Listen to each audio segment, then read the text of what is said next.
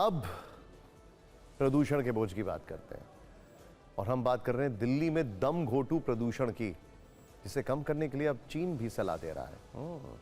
दिल्ली का प्रदूषण संसद से लेकर सड़क तक, सोशल मीडिया से लेकर अदालतों तक एक बड़ा राजनीतिक और सार्वजनिक मुद्दा बन चुका है। अब दूसरे देशों में भी दिल्ली के प्रदूषण की बात होने लगी है, जिसे कम करने के लिए चीन ने सुझाव दिया है। भारत में चीनी दूतावास की प्रवक्ता यू जिंग ने एक पोस्ट की है, जिसमें उन्होंने बताया है कि आखिर दिल्ली कैसे बीजिंग से सबक लेकर प्रदूषण को कम कर सकता है। बीजिंग ने 2013 में एक पॉलिसी अपनाई थी, आपकी जानकारी के लिए। खैर, यू जिंग ने एक तस्वीर भी पोस्ट की है, जिसमें बीजिंग में PM 2.5 और PM 10 कंट्रोल में है। वहां पीले रंग के डॉट्स दिख रहे हैं, जबकि दिल्ली में भयानक प्रदूषण है, जहां पूरे मैप पर लाल रंग के डॉट्स हैं। अब भारत के सामने रास्ता क्या है? चीन से सीखकर दिल्ली का प्रदूषण कैसे कम किया जा सकता है? इसका जवाब आपको फिक्र की इस रिपोर्ट में मिलेगा। दिल्ली NCR फिर स्मॉग की चादर में कैद है।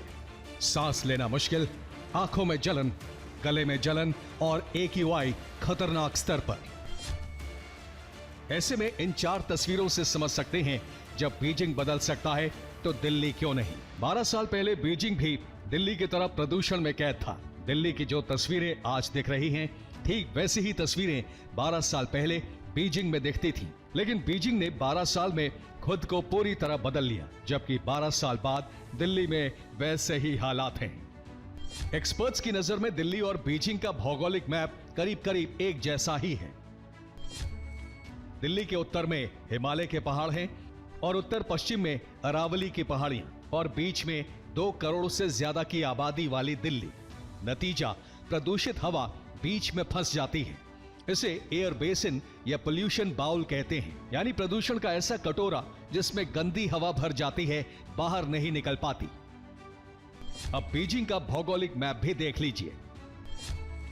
बीजिंग भी लगभग दिल्ली जैसा ही है। बीजिंग के उत्तर में यानशान के पहाड़ हैं, तो पश्चिम में ताइहांग पर्वत श्रृंखला और बीच में बीजिंग। यानी बीजिंग में हवा अंदर तो आती है, लेकिन बाहर निकलने का रास्ता सीमित है। यही वजह है कि बीजिंग भी 12 साल पहले तक प्रदूषण की भीषण मार झेल रहा था। लेकिन अब चीन ने कहा है कि भारत चाहे तो बीजिंग से सीख लेकर दिल्ली की हवा सुधार सकता है। ऐसे में बीजिंग ने खुद को कैसे बदला, यह भी समझ लीजिए।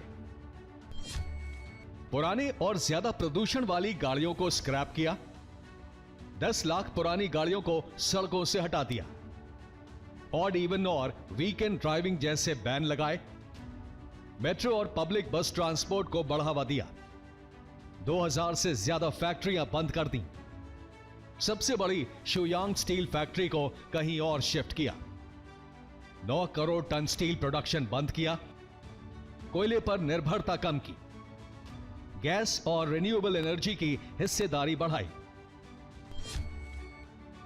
आप ये जानकर चौंक जाएंगे कि साल 2013 में बीजिंग से फैक्ट्रियां हटाने पर चीन को $15 बिलियन का नुकसान हुआ और 80,000 लोगों को नौकरी से हाथ धोना पड़ा।